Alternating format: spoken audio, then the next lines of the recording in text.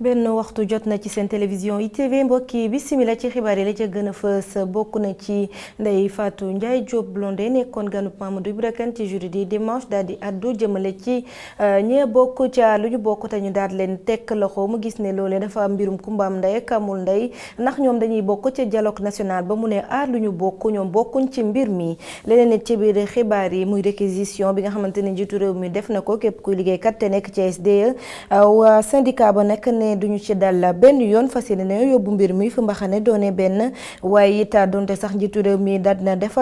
bii di réquisition ñàkkum ndox ma moom ma ngay woy da am ci Scat Urbam xaar yàlla cité avion ba ca Wakam horticulture du mbayum dër ba nekkee ca zone des Niayes nag ña ngay dund jafe-jafe yu mag jamono ji bokk na ci ñàkkum ndox waaye ñàkkum suuf loolee nag toftal ci ña nga xamante ne ñoo bàyyi ko biti réew ñëw nag soobu ci mbir mi tax na ñu nekkee ci réew mi moom gisatuñu seen bopp bu baax looloy ponk yu mbokk yi bu ngeen taaxiloo ñu faram fàcce ko.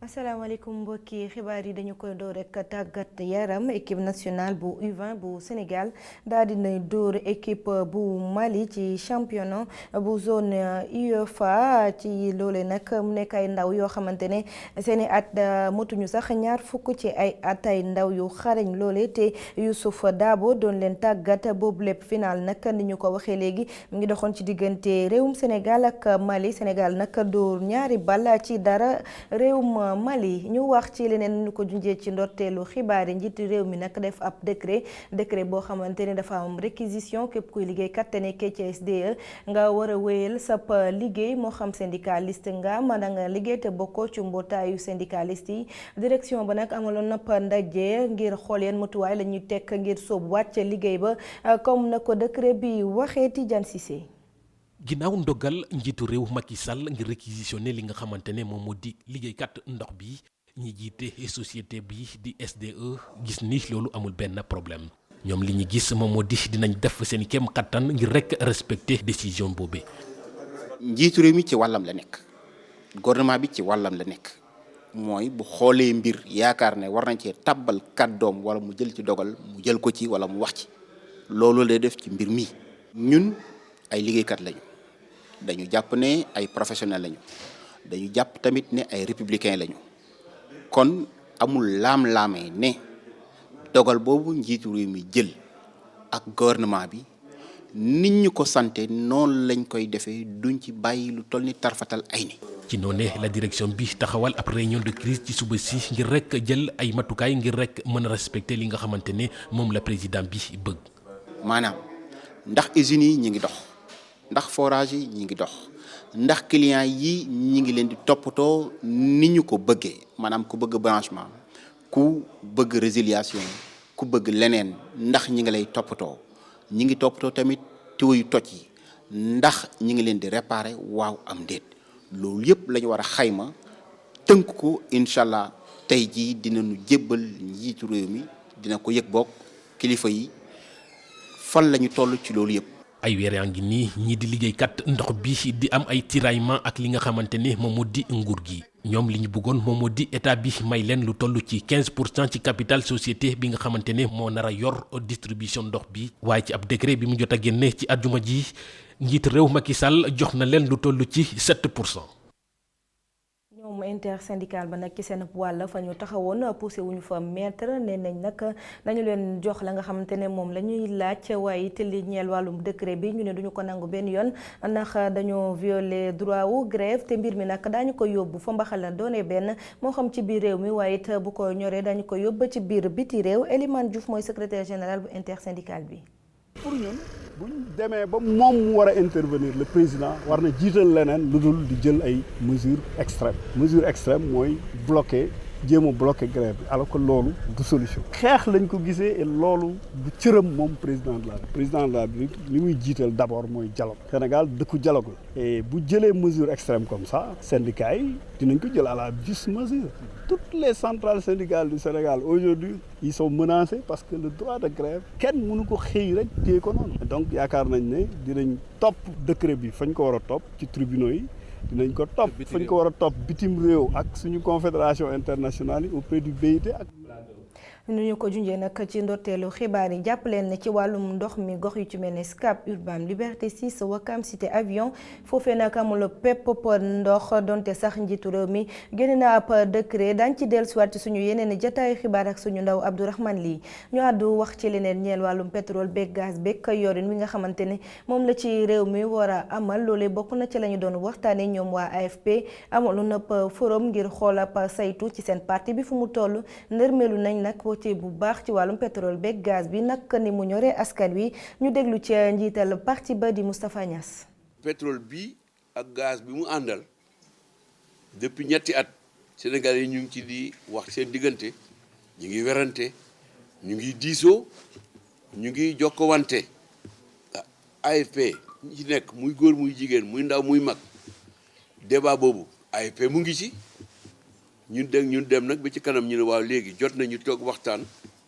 parce que AFP dafa am laboratoire de recherche scientifique moom la ñu yore ci centre de documentation boo xam ne bañ ko sosé AFP léegi mu mat fukki at ak juróom ñu jox ko professeur Mouloud Diakhaté moo koy toppatoo ak jàngalekat yeeg jàngkat yi nekk ci biir AFP di gëstu bi ñu yegsee foofu nag lañ ne jot na nag ñu waxtaan ci affaire pétrole bi pour ñu xamul xam fan la jógee. ñu xamul xam nañ lañ koy jëlee ñu xamul xam naka la ñuy def ba xam ne fii am na pétrole loolu moo waral ñun dajee nii man mii de liggéey naa ci pétrole ñaar fukki at ak juróom ba ma quitté gouverneur Abdou Diouf ba mu may jël assemblée nationale maa ngi woon ci affaire pétrole am na lu ma ci jàng nag président Macky Sall avant ñu def lii waxtaan naa ci ak moom tey ci suba bi muy dem Mali la wax Mor Ngom mu ñëw fekkeel ko. li ci génn itam xam-xam la de ak matukaay yu bare léegi yëpp la ñuy jël teg ko ci loxo président Macky Sall yóbbu ko nag ci suuf dana dem fu nekk ci région yi pour ñu expliquer ko suñu camarades ak citoyens sénégalais bu bëgg. ñu wutali ca Mbour gi ca wax ci mbirum produit yi nga xamante ne ñu ko tegoon loxo te mu nekkoon ay cadeau yu ñu doon jébbal gone yi gendarmerie bu Somone nag ñoo amaloon boobule opération ki nga xamante ne nag moo jiital SOS Gazelle te ñoom ñoo ñooy andi woon fay produit yi ma nga cay andi ay leeral ne ñoom sax yëguñu woon ne la ñu yoroon ci ay produit te ñu war koo jox gone yi daf ci am yoo xamante ne seen date dafa passé lu yàgg loolu nag ña nga cay jéggalu bu baax waaye nee na ñu ngi toppandi mbir mi Véronique àdduna ci micro Aliou Kane. Et effectivement, dans tous ces grands événements, on ne contrôle pas toujours tout et nous avions un bus plein à craquer d'affaires. waaw li ñuy wax rek mooy ci événement yi ni mel day jafe ñu contrôler lépp li nga xamante ne dañ koy dugal ci woto yi rawatina nag su dee xew-xew yi ni mel nga xamante ne bii daal ay lekk walla ay cadeau la ñuy jëlee ko feneen indi ko ci yeneen réew ngir daal joxe ko. nangu nañ ne am na ay carton yi nga xamante ne amoon yu mel ni ki ay lekk walla ay naan yi nga xamante ne baaxutoon loolu moom xam nañ ne am na ay produits périmés yi nga xamante ne bokkoon na ci suñuy bagages yi waaye génne nañ ko ci ba mu set te xale yi daal kenn jotu ko ci lekk ci loolu nag la benn nit daal dem mu photo carton yooyu lee ak it produits yi ngir wane ne daal date yi dafa passé te loolu jàpp naa ne rafetul ndaxte su fekkente ne moom li ko soxal rek mooy njëriñu xale yi waroon na ñëw ci ñun rek wax ñu ko ñu xool ni ñuy def ba régler problème bi waaye deful loolu. waaye nag di wax rek ne xale yi kenn jëfandikoogul produit périmé yooyu la ndaxte ñun ci àdduna wërngal këpp ci Sénégal ak feneen li ñuy def rek mooy sàmm xale yi di liggéey ngir ñoom te man fu mu toll nii xawma lu tax kooku dem ci taskatu xibaar yi wax leen li xew maanaam daal di wax ne produit dafa périmé ak yooyu xawma daal lan moo ko ci xiir. J'aurais vraiment apprécié ce geste et si on est tous pour les enfants, on s'entraide. Là, ça n'a pas été fait. La raison, je ne la connais pas. dina ko dundee ci ndorteelu xibaar yi mbayum dër mi nag mi ngi dundee jafe-jafe bu baax rawatina ca zone des Niayes bokk na ci jafe-jafe yi ñàkkum ndox waaye it ñàkkum suuf gannaaw loole nag ñëw toftal ci ña bàyyee ko biti réew àndaale seeni koppar soobu it ca mbayum dër ma ñu nekkee ci réew mi gisatuñu seen bopp bu baax ci mbir mi ndax ñoom dañoo gis ne nguur gi dee jàppal tànk ñooñee bàyyee ko biti réew Isidore Alexandre Sène. zone des Niayes bokk ci bërëb yi nga xam ne de daanaka ñi muy dundal fii ci Sénégal bëri nañu ñu ngi fii ci Notto Gouye Diama ci région bu Thiès mbayum dër di liggéey bi fi gën a fës jamono ji mu ngi ci guddi yu lëndëm ñàkkum ndox ak ñàkkum suuf bokk ci jafe-jafe yi nga xam ne de ñoom baykat yi ñu ngi koy jànkonteel. ñun terrain yi ñu yor mate na ko xam-xam bi mate na ko mais doole ji moo ko matewul tey soo xam ne xool nga fii rek mën nga gis ay 4 hectares 5 hectares yoo xamante ne benn hectare donc laa ci mën a roose te lan moo tax maanaam amuñu ndox bien amuñu courant sama xarit Mour Fall wax na ko dañuy liggéey ci gaay gasoil parce que fi mu nekk nii man li nga xamante ni maa ngi koy doon lakk ci gasoil chaque jour maanaam juróom-benn 20 litres danaa ko lakk chaque jour yor lu mat fukki machine ak ñaar te fukki machine yooyu ak ñaar di lakk maanaam juróom-benn 20 litres loolu may lakk noonu ci benn maanaam 6 mois yu nekk dinaa lakk lu ma 7 millions yoo xamante ni maanaam dama koy leb ci banque yi. leneen li nga xam ne mu ngi leen di yàqal seen i liggéey moo di ñi jóge bitim réew te soobu ci mbayum dër. indien yi nga xamante ni dañuy ñëw ci réew mi ak ñeneen ñu mel ni ñoom wañu ko waat fekk sunu réew ba noppi dafa mel ni li ëpp doole ñu yor ko ba noppi baykat yi ci ñoom la ñuy néewal doole baykat yi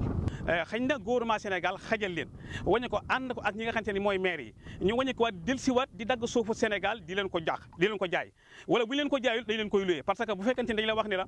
indien bi ñëw na mais waxtaan na ak ñi nga xamante ni mooy ñi fi nekk ñu war a mën a liggéey réew mi téeméeri at yu manqué benn at bu boobaa ñu yëkkati xaalis jox leen ko ñu wàññi ko waat nag xëcc dem yóbbu leen ca ndox ma xëcc leen ndox ba mu doy ñu indi leen ay machine te ñoom bi ñuy ñëw li ñuy déggoon ak état Sénégal dañuy waxoon ne ñoom bu ñu ñëwee maanaam ñi nga xamante ni ñoom la ñuy seqal te ñooñu moomoon suuf si ca jëloon seen suuf si jox leen ko su boobaa day leen jëy pour ñu liggéey te booba jël leen pour ñu liggéey sax maanaam torox tey mbay katub Sénégal lañu kon loolu su fekkee ne dafa am ñoom ñi nga xamante ni ñooy yor réew mi dafa mel ni loolu indien man li ñu mënal indien yi ñoom waa gouvernement bi mënal nañu ko Sénégal yi fi nekk li ñu lu baynal ñoom la ñuy defal ñee mais sax lu ko raw suuf si nga xamante ñoom dañu leen koo jox ñu wàññi ko di ko liggéey suuf soosu indi lañu leen ndox indi lañu leen courant yombale lañu seenub liggéey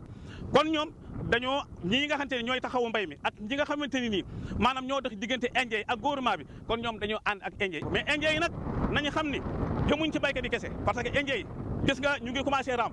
commerçant bi nga xamante ni indien baa ngi koy jaay na am xalaat bu baax xeex bi du xeexu baykat yi kese xeexu baykat yi la ak sàmmkat yi ak commerçant yi ak nappkat yi. fii ci zone des Niayes ay junni nit ñoo fi daan seeni doole waral sax ñi nekk ci wàll wi teg seeni jafe-jafe ci taabal gi ngir rek ñi nga xam ne ñoo di kilifa yi ñu àddu ci lu ko mooy rek de lambaay dina ñaaw ci baykat yi nga xam ne de seeni suuf la ñu yaakaar.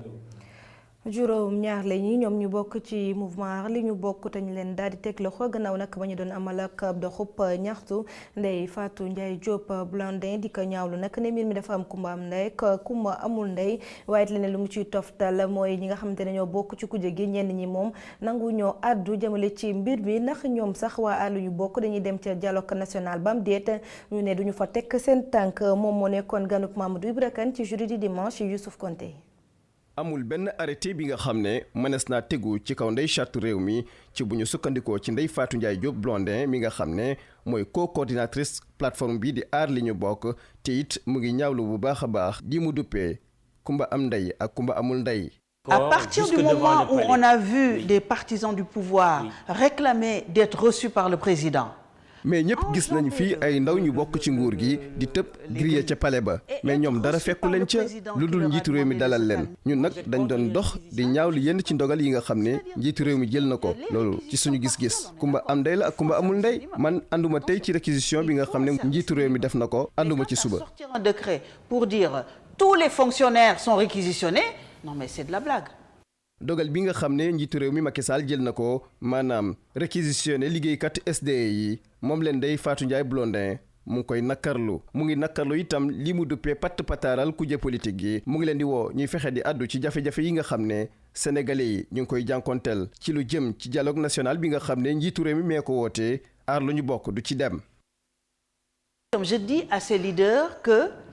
vous n'êtes pas dans le tempo damay wax ni ñi nekk ci kuje politique bi jafe-jafe askan wi yu telu leen saa yu ñu génnee rek xamal ni ngir wax ci politique la suba ba jant soox naam sax lu baax la waaye nañ xalaat askan wi ngir yàlla dialogue national bi aar liñ bokk du ci dem. Est-ce que vous allez prendre part au dialogue national? Non.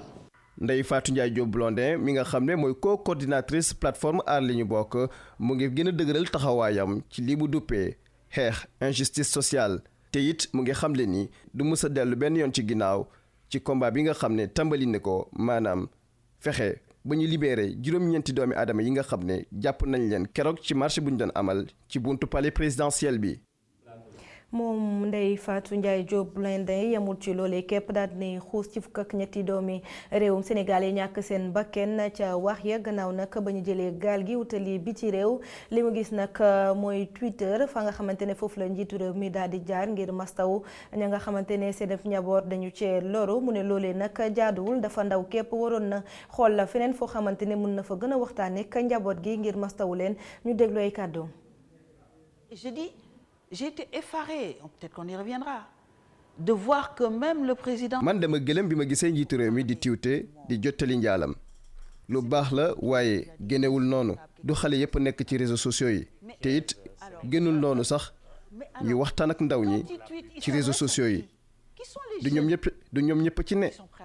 lu gën moo di ñu wàcc ci terrain bi dem ci média yi di waxtaan ak ñoom ba ñu andiwaat leen ba ñu gën a dalal seen xel. Pas ces gens-là à travers un tweet. C'est largement insuffisant comme canal de communication. gëstu bés bi nag ñu ngi ko jagleel li ñu dippee karting nag di ab xeetu tàggat yaram boo xamante ni ay woto la woto yu am seen melokaanu bopp ndaw ñu bëri nag soobu nañ ci waaye dafa ni ne dafa mi jafe-jafe ndax li muy laaj ci koppar dafa bëri ñeel jumtuwaay ya koy amal Mamadou bi Passi Soxo Baara Sow demaloon nañu ba ca circuit bu stade Léopold Sédar Senghor. oto yi la ñuy woowee ay kart te tàggat yaram bi ci jóge ñu koy tuddee karting ci circuit bi maanaam fi ñuy dawee am nañ fi ñaari catégorie yenn yu ñuy woowee Subaru ak yeneen yi di ay Rotax yooyu nag moo ëpp doole te gën a gaaw. karting ne nu muy doxee mooy il faut que nga ñëw fii stade de Léopold Sédar Senghor nga mun a bind déjà ci location bi pour mun am benn base maanaam benn notion ci dawal bi bu nga xam ne nu ñuy dawalee carte ak nu ñu koy téye ak nu muy demee daal waaw. xam nga karting ñu bare di boo leen waxee karting sax di ñu xam luy karting waaw léegi parce que dañuy ne waaw kii fooykaay la mais lu nga xam ne la comme oto da rawante oto yi la waaw mais lu oto yore moom la am. karting nag ñuy faral di wax ni pour ñi am xaalis dong la. carte daal du ku am xaalis rek moo ko moom moo ko yor wala moo koy def parce que fu mu nekk nii koo gis fii ñëpp. ku ñëw soumettre ñu sa problème dinañ la ci jàppale bu baax a baax ba nga xam ne di nga def carte te vraiment benn problème du ci am daal. su fekkee mag ak ndaw ñëpp mën a def karting fii nii nag ndaw ñi bëri nañ fi te ànd ak ay ambition.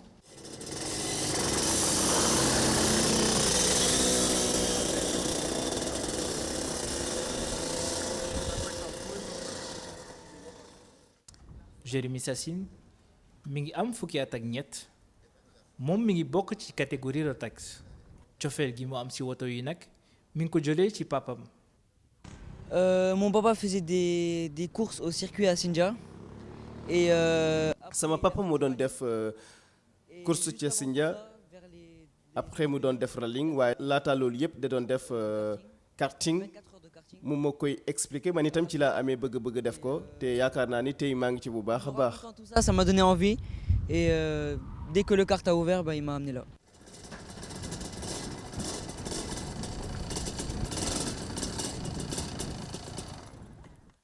Si il y a des risques mais en fait. def karting am na risque waaye looy gën di ragal di gën a ñàkk mën karting waaye boo ci àndeek tey nga ànd ak ci dal rek. di nga ko mën ci nu mu gën a gaawee yaakaar naa ne amul tiitaange. Ils m'ont appris et maintenant je les prends bien et petit à petit on évolue. su fekkee Jérémy moom lu mu bëgg mooy doon pilote professionnel. Ndeye Fatou Ngom ay atam toll ci fukki ak benn da koy def ngir féexal xolam dong. si man difficile parce que karting comme automatique comme boîte automatique les voitures mooy automatique yi xamante ne y a accélérer et freiner c'est comme le karting seulement les pieds qui dirigent la voiture.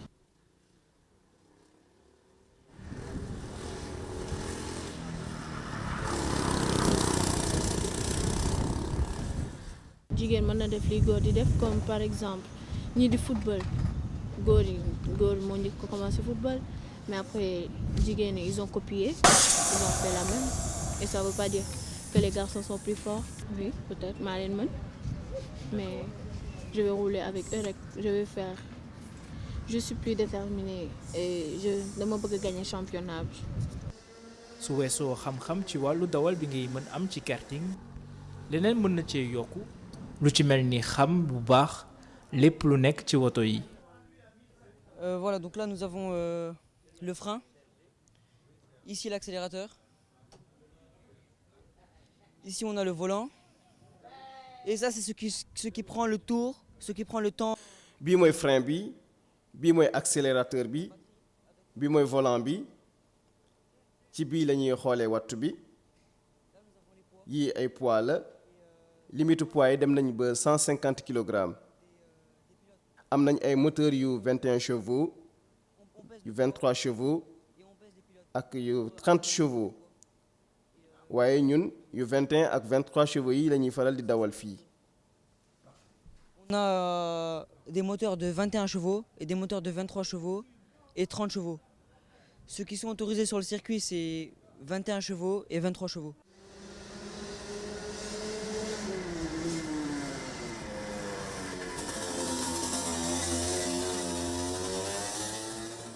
Importance karting daal mooy lu mu la doon wax rek carte base bi mooy ku mun dawal carte mun na dawal oto bu ci nekk mun nga def course bu ci nekk parce que sport ba nga xam ne la mooy buntu compétition internationale yi. tey jii ndaw yu bëri ñu ngi yëngu ci sport mécanique waaye ba tey fii ci Sénégal nag ñàkk moyen tax ba tàggat yaram bi des a fës waaye ndaw bi moom yaakaar na ni mën na cee tekki ba doon dawalkatu Formule 1. jaajëfale bu baax Mamadou Bipa Cissokho sant leen gërëm leen bu baax yéen it mbokki xibaar yi njolloor si fii lay daal di yem ñaanal leen kenn du jàmm te di ko sàkku ci yéen jërë ngeen jëf.